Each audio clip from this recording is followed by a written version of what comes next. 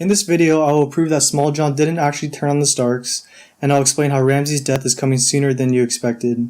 But first, let's take a look at puberty in action. Wow. Just wow.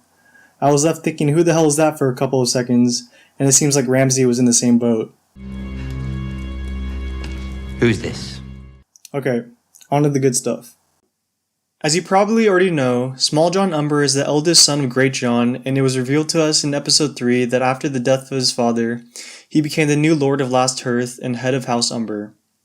According to this last episode, Smalljon wants Ramsay's help in fighting Jon Snow and the wildlings that have come south of the Wall, and he brought Rickon Stark, Osha, and the head of Shaggy Dog as proof of his loyalty.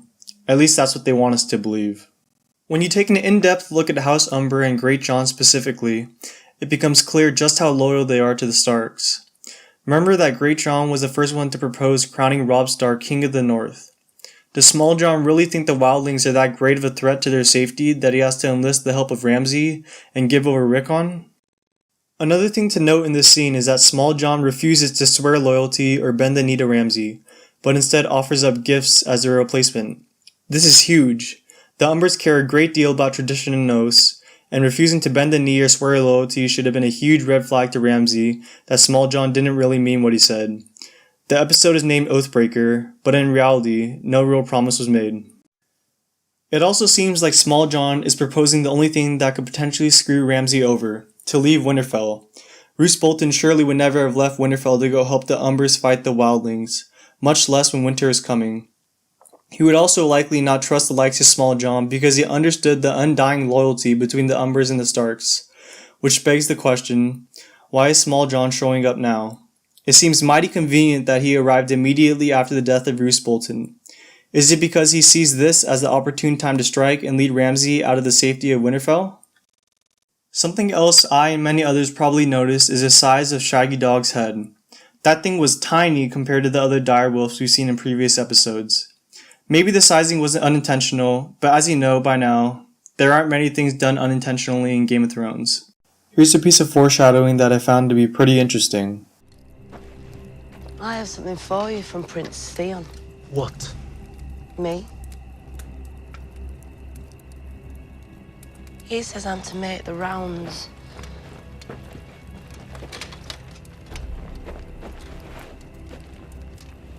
And keep you warm.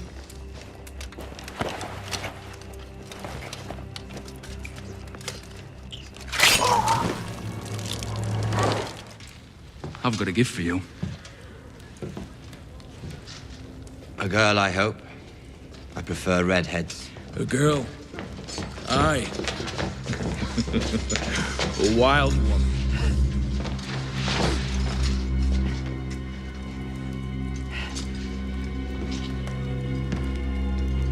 I like them wild.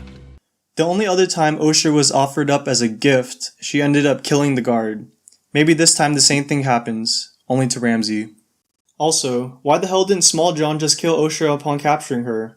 What purpose does she serve being that she's a wildling?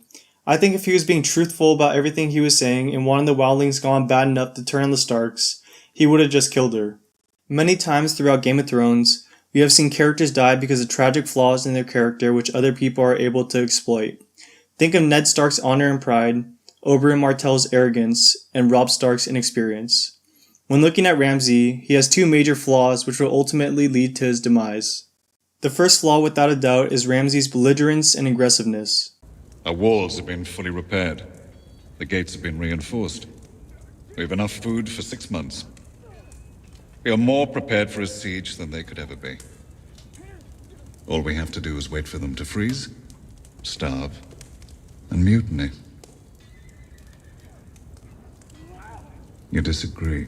Stannis isn't from the north. You are, Father. I think you're missing an opportunity to show the people of the north how House Bolton treats southern invaders. And what do you recommend? That we not sit and wait for Stannis to decide what sort of fight this is going to be. That we hit first, and hit hard, and leave a feast for the crows. A smart commander does not abandon a defensive advantage. As long as we stay behind these walls, they can't touch us. Not to mention that the snow is so deep we couldn't get an army through to engage them even if we wanted to. Ramsay is a very cunning man, but as you can see in the clip, he is oftentimes too aggressive and warlike for his own good.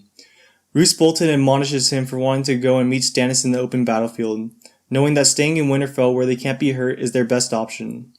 In the end, Ramsay's plan works and Stannis' army is severely weakened, but the major takeaway here is that he does not recognize strategic advantages and waiting for the opportune time to put plans into action.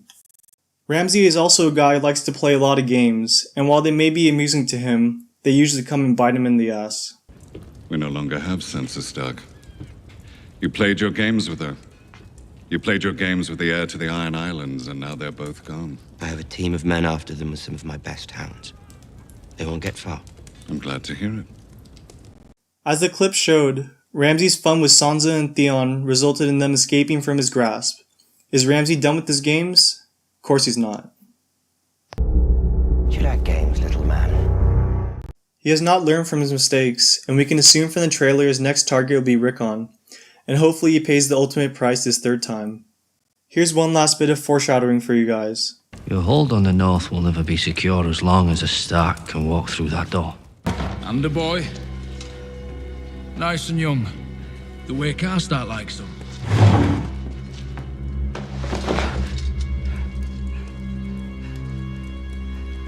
Who's this? Rickon Stark.